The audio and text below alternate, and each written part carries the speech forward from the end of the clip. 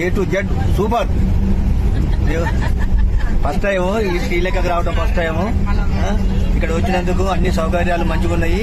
Hotels, travels, temples అన్ని మంచిగా చూసినాము. మంచిగా చూపించారు. రోడ్లు బాగున్నాయి. మంచిగా ఏం ఇబ్బంది ప్రాబ్లం రాకుండా ఉంది. మాకు 33 మెంబర్స్ అంతా ఫ్రెండ్స్ గా ఉన్నాము.